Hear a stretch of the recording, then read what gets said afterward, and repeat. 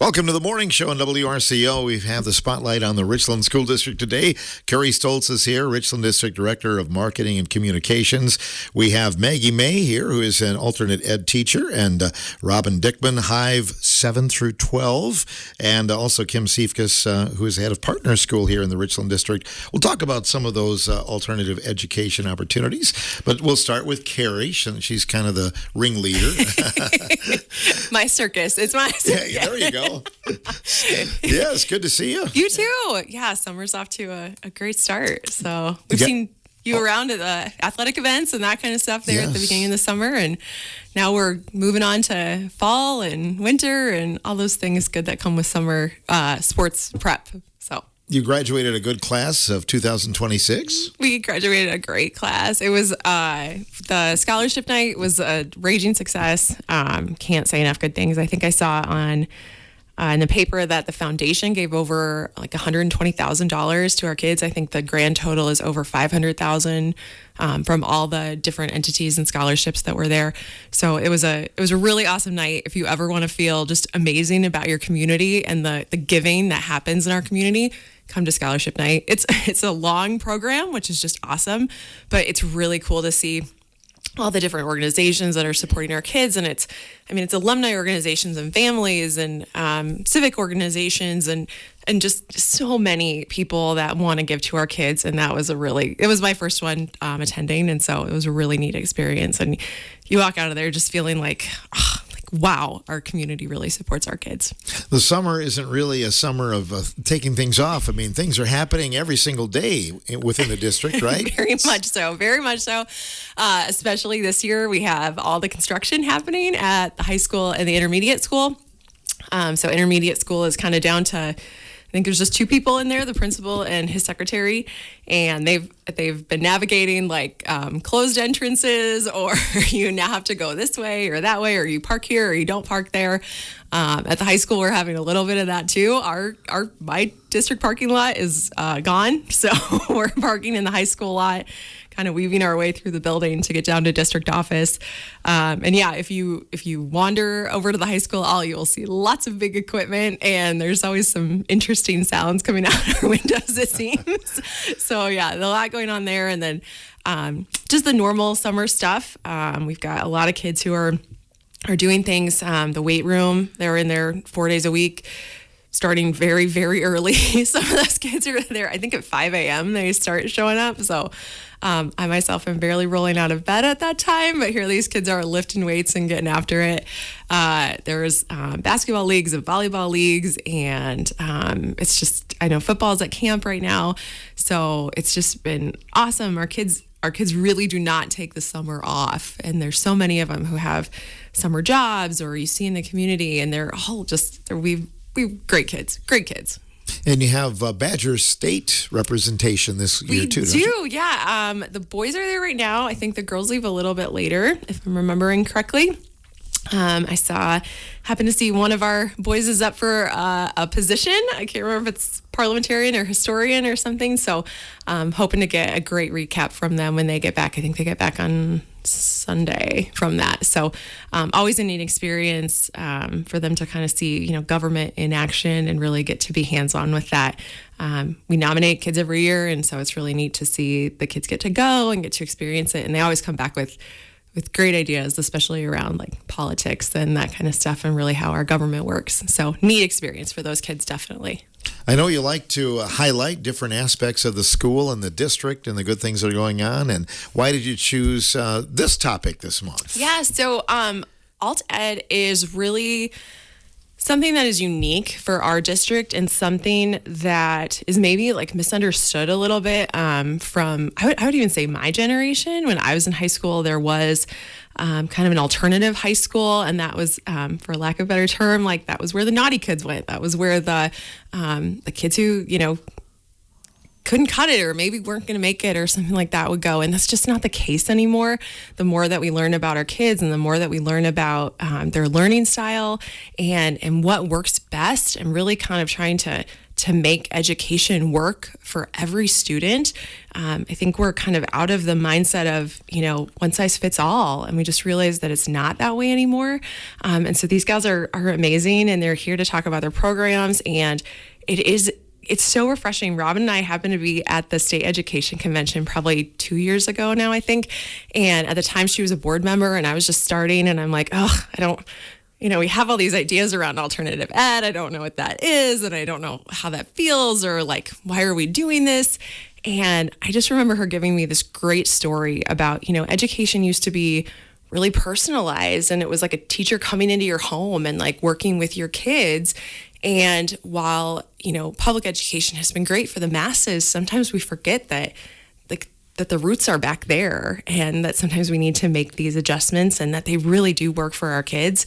And we heard it from our community too at the Hive Mind events. Like, our community really supports us growing learners in the way they want to learn. And I mean, I'm a convert. I think it's great. And I just can't say enough good things about the alternative education programs we have going on in the Richland School District. I mean, our traditional ed is great too. I love those guys. And they do a fantastic job in building. And that works for a lot of students.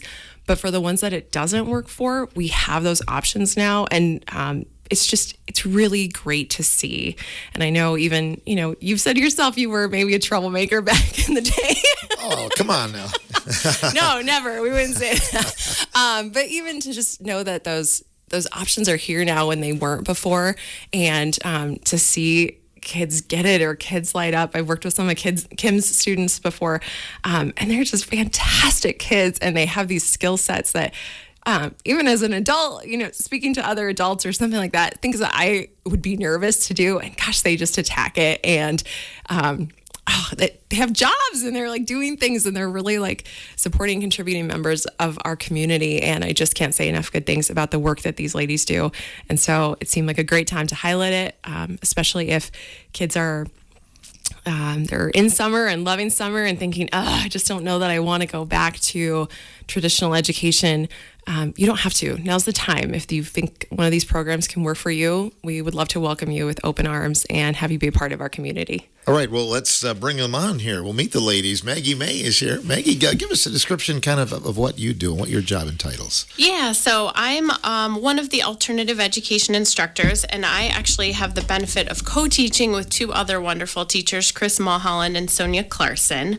And together we implement two different programs for high school students. And I'm going to say what we've been calling these programs, but we're working on some better names, so stay tuned on that. But we do the GEDO 2, the GED Option 2 program at the Richland Center High School, as well as the off-campus alternative education program. Okay. You want me to tell you a little bit about those? Tell us a little bit more about it. Sure. So GEDO 2 is actually based on state statute, and different districts can implement this statute in a program that gets approved by the Wisconsin DPI. Actually, Richland Center has had this program for quite a while. I think maybe since around 2009. But a lot of people don't know about it, and there's been some misunderstandings about it. So this is designed for students who are at least 17 who are credit deficient for whatever reason. Oftentimes students have moved around to a lot of different districts, or life things have happened where they get to that point and they're not on track to graduate. So this gives us a framework for helping utilize GED tests to earn some of those core credits towards graduation. And so these students that do it through our school district earn a regular Richland Center High School diploma, but we just utilize some other avenues for earning those core credits. And sometimes these students are on alternative schedules as well, so they're required to attend for 15 hours per week. Some students stay on for the whole, usually it's 3 hours in the morning. Some students stay on for the rest of the day and take additional courses. Some students leave after that 3 hours to go pursue work options in the community. So it gives a little bit of flexibility for those students as well. This happens during the school year? This doesn't happen during the summer. That is correct. This happens during the school year, and students can begin this program on a rolling basis. So it's really based on that need when we at that age, when we see a student maybe isn't on track to graduate, and we want to make sure that everyone is able to earn that high school diploma during their time with us. What time do you determine that? Like what year in high school would you generally look at that? We're determining that sophomore and junior. Well, we're looking at students the end of sophomore year, and always, I mean, for all of our students throughout the district, we're kind of monitoring as we go and trying to provide supports and interventions for students that aren't on track. But really, when students are getting close to turning 17, if it looks like they're not on track, that's when we would start talking about this program and informing them and their families about this option and sort of the pros and cons and what would be required, just to make sure we have plenty of time to get them through. Occasionally we've had students transfer into our district as seniors who are very behind, and so they're starting when they come, and we work really hard to get them through. You avoid trying to get that. We used to call it the 5-year plan, for lack of better terms. Yeah. I think that this program and the state's intention with this program is to give some alternative options for students to show what they know, to avoid that 5-year program situation, to get kids graduated and out and in work or post-secondary education. So we have just some more opportunities for them to earn credits through these various pathways. Is it rewarding work for you? Oh, it's great. I mean, the students are wonderful. We just, like Carrie said, we love all of our kids and have had wonderful experiences with the students and the families. And of course, I mentioned Chris and Sonia are wonderful co-workers as well. So I think we all just feel really lucky to be supported in supporting kids. You work with the other programs as well? We do. So sometimes there might be a partner student that might still be working on some of those hands-on and project-based skills at partner, but might need to explore some of these other options for earning those core credits for their diploma. Or I can talk a little bit about our other program, our off-campus program, but sometimes students will come to us on more of a short-term basis to get some intervention to boost some of those graduation requirements. So a lot of these, our other program that I work with and Partner and Hive, as we sort of bring online more programs, we're able to find ways to collaborate with each other to make sure everyone's needs are met. Do you work with virtual students as well, or is that? Occasionally. Robin, through the Hive program, primarily works with virtual students, but sometimes those students, if we find that virtual just isn't a great fit for them, they'll come back in person and do one of our other alternative programs. So having sort of this wide variety of programs gives us a lot of flexibility to meet different students' needs if we find out something's not working for them, and maybe direct them to one of our other programs that might be a better fit. Robin, we've talked about it before, but maybe you could describe what 7 through 12, what Hive 7 through 12 is. Sure. So it looks different than even when last time I was on, because as we get more students in, Hive is an individualized program. We want to make education look for the student, what they want it to look like and what best meets their needs. So as we get more students in, it changes. And that's super exciting and fun, and it makes my job new every day. And that's one thing I love about it. But most kids work from home. That's why it's called home-based instructor facilitated. Virtual education is what Hive stands for. So most of them are working out of their home and doing their core work at home and even some of their electives. But the exciting thing that I've seen, this year is that a lot of the students are out in the community or in different places getting credit doing non-traditional types of learning. Like, for instance, I have a student that works farmers markets all summer, and he harvests maple syrup or maple sap, and then changes that into maple syrup and all different kinds of maple products. And it was really fun this week to see him at our local farmers market on Wednesday and buy some products from him and see everything he does. And he gets credit for that. That's a whole different type of learning process that he can get elective credit for, and credit for the time he spends working at the farmers markets too. So not something I would have thought of, but something that a student brought to me. So interesting. That's one thing I love about Hive. So that's, again, it's hard for me to explain what Hive exactly looks like because all of our students are working in lots of different of their own interests and learning. That's kind of what homeschooling and home-based education is. You definitely get the cores. Those are mandated by the state. But then a lot of your electives, you can do your interests and maybe do a deep dive. Some students like to take the CNA course and then they work as a CNA, or they can then also take a medical terminology course and lots of different. And there's ways you can do that through youth apprenticeship, but Hive then provides another pathway for students to follow their interests as well as get those core courses. As a teacher, you never stop learning either, do you? No, right. That's Changing super exciting. yeah. I have learned a lot. You wouldn't believe how much smarter I am now than the last time we talked because I've learned so much. It wasn't that long ago either. It wasn't even that long ago, exactly. That's wonderful. So did this come about like more virtual learning, after COVID? I mean, because you were kind of forced to learn that way, or has that been something that's been... I think it's something that's been around for a long time. I think it got a lot more press and maybe people heard of it more and maybe it was more well known after COVID. And then, COVID definitely polarized people because I think some people hated that learning from home and other people really thought like, oh, I would have never tried this, but what a good fit for my family. So yeah, I do think it got a lot more press, but actually learning from home is sort of what I told Carrie. That's how it actually started before public education. People were teaching their kids at home, parents, or they were bringing in, if you had the means, you would bring in a governess or you would bring in, I can't think of that old-fashioned term, but somebody to teach your kids at home. So home-based learning has actually been around for a long time. So, and then kind of what we do at home at Hive has been around for a long time because it's a lot of practical things or things that you need for life or business, and you're just learning those kind of at home or on the job with a mentor or like more like an apprentice. I'm hoping to get one of my students in here, as you know, too. He's interested in broadcasting. Oh, sure. So yeah. That would be another way he could earn credit and find out if this is something he likes. I hope he will love it, but maybe he'll hate it. And that's a good learning experience, too. Definitely is. So what about internet? Because that's sometimes an issue Yes. in our district here, isn't it? Yes, a lot of my students do online school. So they learn from a Chromebook with a curriculum coming to them through the internet. But other students in Hive do more paper pencil type of learning. So we have both. I mean, people having trouble getting internet. Oh, I see what you're saying. Yeah. I'm sorry. It can be an issue, but I think it's getting better and better.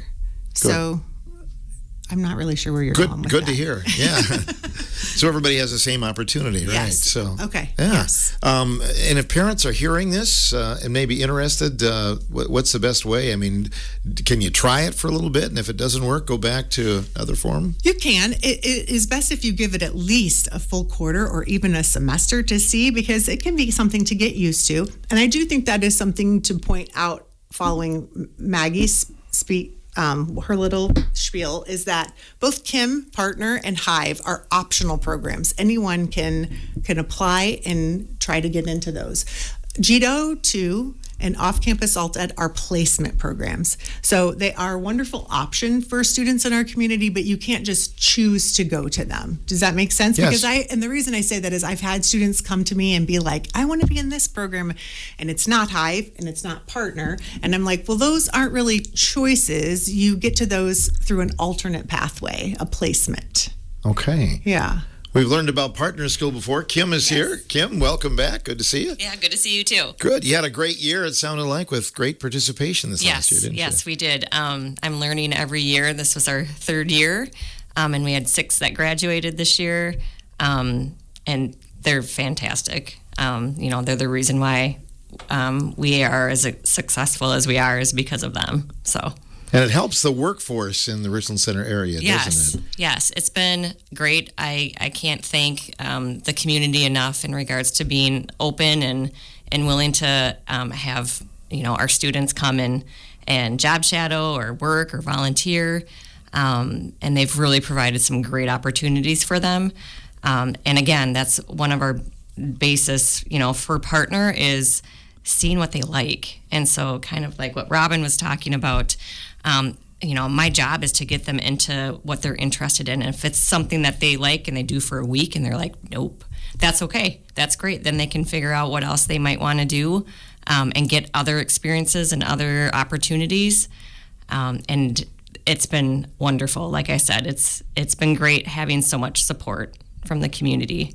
Will there be more opportunities for students this coming school year? Yes, my goal and my ongoing goal is to continue to see how many, opportunities and how many connections I can make with people in the community, businesses, different organizations. So, yep, that is definitely something that I continue to work on to make those connections. Do you have to sell it to parents sometimes, like this is a way to go, or? No, I think a lot of times, again, like we all said, sometimes people they just don't have the right idea of what it actually is. Partner school is definitely for those kids that are self-motivated, that are, hard workers, are wanting to do and find their own path. And so it's not for those, a lot of times they're like, oh, you just have all the kids that are, that can't handle or can't make it, in the traditional, education system. And it's my kids are the ones that they just need something different so that they can show what they know. And it's amazing to watch them grow, when you kind of give them more of, they're in the driver's seat basically, so they can kind of say, hey, I like this, I'm interested in this, what can we do to build off of this? Or, hey, I'm interested in about 4 different things and I'm not sure, is that okay that we focus on those? So it's been great. They say if you find something you like, you never work a day in your life. Right. And I think it's kind of like that with school, right? Yes. I mean, if you find something that excites you, maybe it doesn't seem so monotonous to go to school. Yes, right? Yes. I would absolutely agree with you. It's just a whole different way of looking at education. And I think sometimes people get really concerned on the testing and the homework and and it doesn't need to be like that necessarily. Like what the kids do and what they experience and what they're focusing on makes them more employable. It gives them those workplace communication skills that we work on, those employability skills, and just ways to be, good members of society. So. Is there a waiting list for this year? Not school? At this point. No, we are. So if you are interested and would like to fill out an application, that's still open on the district website under Partner School. So yes, I would love to meet with parents and potential kids and talk about what the program is, and if it's something that would be a great fit. Absolutely, we would love to have more kids. You brought like the whole class last year when you We brought quite a few last year. But maybe you can give people that are listening and may have missed that kind of an idea, just kind of a few of the different avenues where these students Sure. are working outside of school. Yep. So, I have one that she is focused on cosmetology, like being a nail tech. So she's been at Creative Layers job shadowing for the last few years, and they've been wonderful having her there. So she's really focused on that area. So she's taken online courses for different cosmetology, different areas of cosmetology. I have one. I have a few actually that are interested in childcare. So they've been working at one's working at Discovery Play School. I have some working at Sunshine and Giggles. And then they are looking at going into like Southwest Tech to the child care program. We did a tour there in the spring. So that's another one. I have another one who is interested in egg power. And so he's in youth apprenticeship. And so he's been working with a local farmer, doing mechanics, doing basically anything and everything that the farm entails.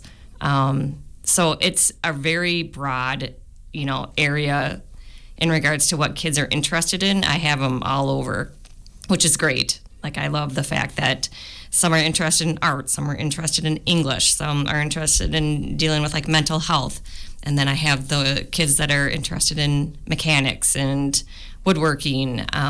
So there's a plethora. There's so many areas that the kids are really wanting to focus on and explore. So.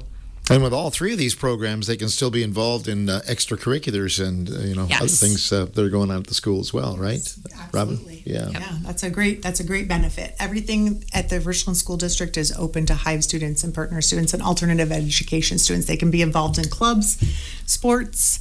I had someone reach out to me this week, and if my daughter continues in Hive, can she walk in graduation? Absolutely. We had 11 Hive students graduate this year. Another thing I wanted to say about Hive, I was thinking when Kim was saying is definitely don't think that alternative education is for naughty kids, like Carrie was saying, or kids who aren't as smart, or I know we've said they learn differently, but some of the Hive students learn the same way, but they want to go crazy. I had a student earn 14 credits this year in 1 year because they just kept going and going. And I finished this class. Can I start another class? Of course you can. So sometimes alternative education are for really bright students, really gifted students who maybe don't want to be confined by the time limits at school. Overachievers, then, Yes, it sounds like. overachievers. That's right. Yeah, very good. We'll come back and talk a little bit more about it after the break here on the morning show. We're talking about the Richland District and alternative education and a whole plethora of topics. We'll be back with more in a moment.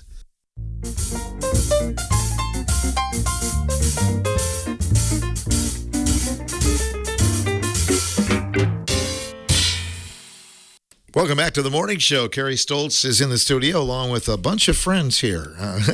We talked about alternative education. Are there some other areas that aren't represented here today in the studio? There are. So we have the I Thrive Academy, which is out at Rockbridge. That one, again, is a placement. But we have, I want to say 9 students out there, and they actually go year round. So they are in school right now, and their team is working with those kids. That's the Behavioral Academy for our younger students. And then the other one, at each building, we have what's called the RC program, which was new, I want to say last year. And it is a small school educational environment is what it stands for. And really it's kind of going back to that old kind of one-room schoolhouse sort of thing. So there's a group at the primary, group at the intermediate, and group at the high school. And it really is, I'm going to use Robin's words, it is a little more of a home environment at the school. So the kids are still coming to school, same hours, same everything. But they have one teacher and can work with a couple different grades. And it just is a very, no switching of classes really. It's just more of a home base for some of those students. And it's a wonderful program. They really have had great success. It's maybe kids who are maybe overstimulated or something like that.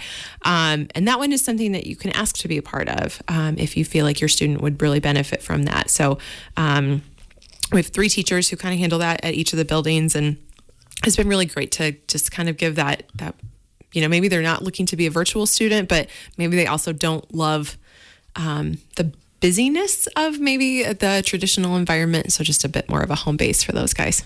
Interesting. Maggie, this is kind of the way education is going, and I really think the Richland District is in the forefront of that, kind of the leaders among teams and schools in Southwest Wisconsin, right? Yeah, I mean, it's been so exciting to plug into the district in this way, because I think that the district is just really prioritizing not letting any students fall through the cracks. And the fact that we can all be here today talking about a variety of different programs, and sometimes we share students between our programs to make sure they're getting everything they need, just speaks to that priority for the district. And it's very exciting when I talk to friends and colleagues in other places, just talking about what the district is doing. People are very impressed with kind of the variety of options available for students. How long have you been with the Richland District? So I've only been with the Richland School District this is my second year. Last year I started again, with co-teaching with Chris Mulholland in our off-campus alternative education program, which is in its second year. And this is designed for high school students who, for a variety of different reasons, just need to be outside of the high school building to be successful.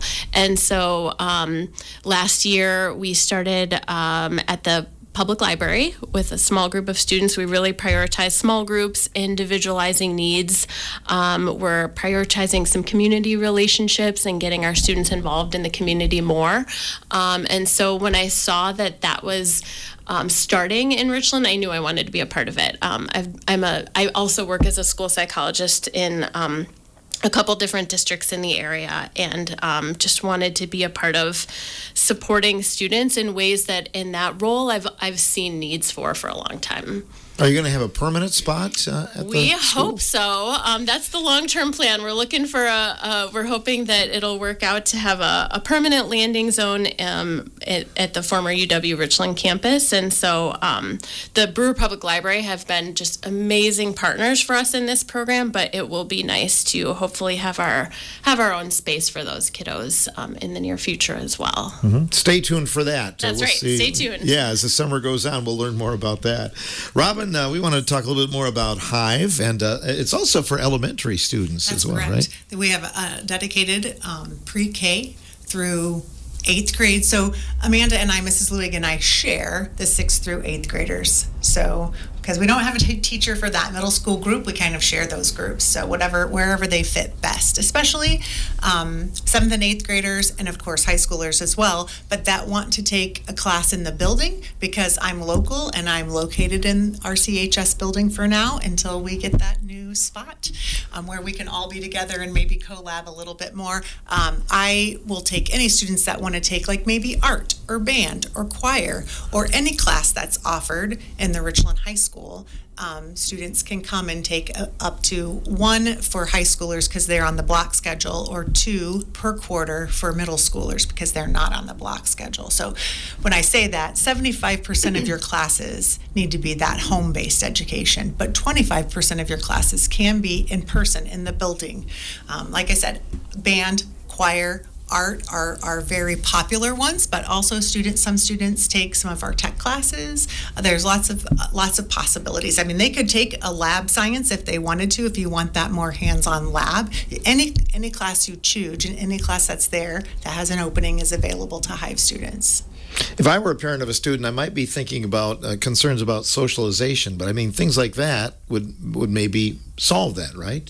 Absolutely, and they can get. But also, Hive has monthly field trips, so we also provide ways for students to do some of that hands-on learning. They're all educational field trips, but they're also ways for students to connect and build relationships with Mrs. Lewig and I, but also with each other, and also for parents to find ways to network with each other and share ideas. But personally, Phil, I think that the idea of home-based education not being a place kids are socialized is kind of a myth. Actually, my students are out in the community a lot, maybe even more. Maybe they don't necessarily have that socialization with their exact peer group. When you think that kids going into, like, say, second grade, they're with second graders all day.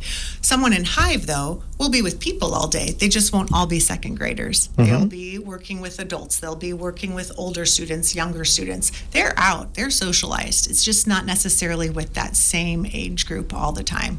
I think that might be part of some of the stigma surrounding alternative education, though, right? Definitely, but actually I think it can be a benefit. A lot of students that are schooled at home actually have maybe better social skills because they can relate to people of all ages.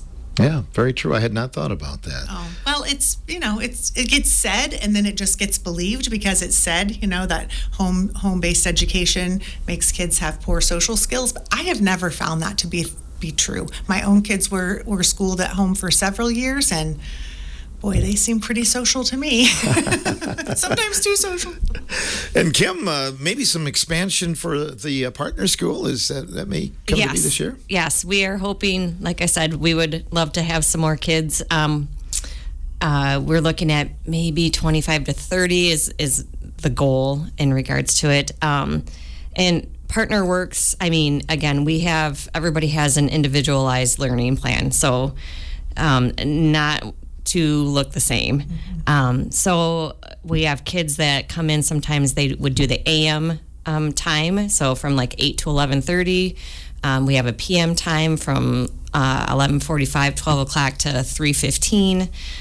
But we also, again, because of the nature of the program, if I have a student that is like, I work from like 6 until noon, can I come in at 12:30, 1 o'clock, and then do my class, do my projects, do any of my classes, whatever I want to work on from, 12:30, 1 o'clock to 3:30. Absolutely.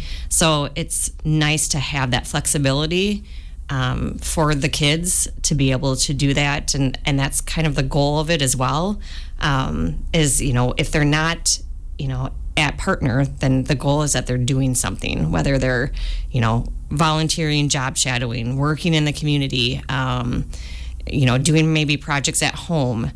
And another, the beauty of it as well is that even in the summertime, the kids can earn credits. So most of the Partner students will take their Chromebooks home with them because they can continue to do projects and keep, tabs on them, show their progress, put that in. We have an online platform called HeadRush where they put all their projects into.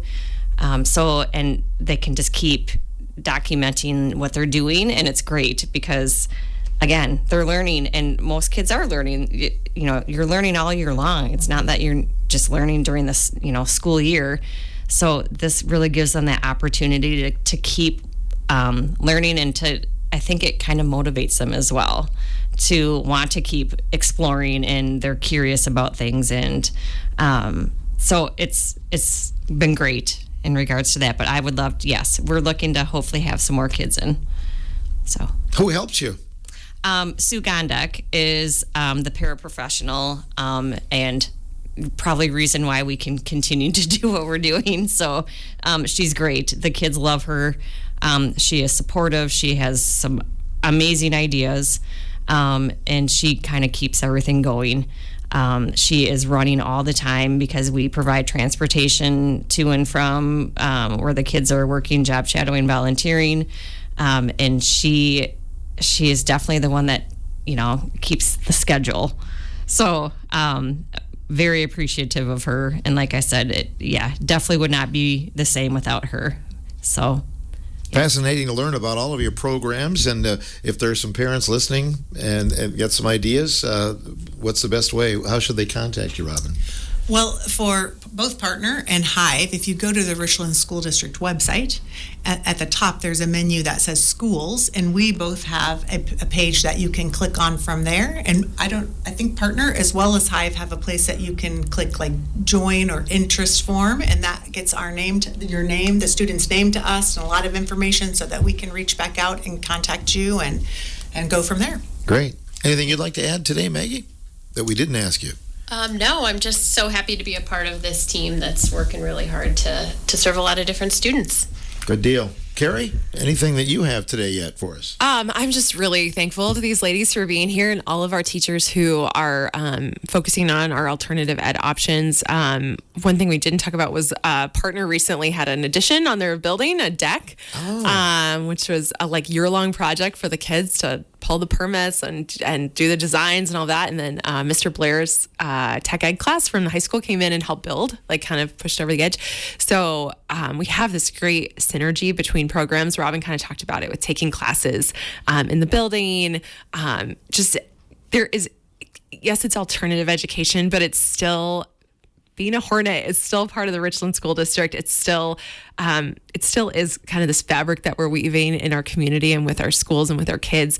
And so it's really impressive. And I think those things will just keep expanding, that kind of intra-learning where, maybe kids are presenting their projects to their peers, or I don't know what it's going to look like a year or two even from now. It's to see the growth that's happened in the last 2 years as these programs have kind of come from idea to execution is really fantastic. And I can't even imagine where it's going to go. And I really hope our community sees that and sees that we really are offering unique learning opportunities that really do meet every kid where they are, and that's the goal and something we're really striving hard to be a part of. And to see them work together and to see all of these wonderful ladies support our kids and have them be part of our district, we just are so thankful. Building some great citizens, right? Yeah, definitely. That's what it's all about. Thanks for coming in today, everyone. Thanks, Phil. We appreciate it. Good to see you again. And Kim, you'll probably be back with some of your students Yes, in the I'm fall. sure we will be. We look forward to it. Kim Siefka is joining us from Partners School, Robin Dickman from the Hive program, and alternative education teacher Maggie May, along with Richland District Director of Marketing and Communications, Carrie Stoltz.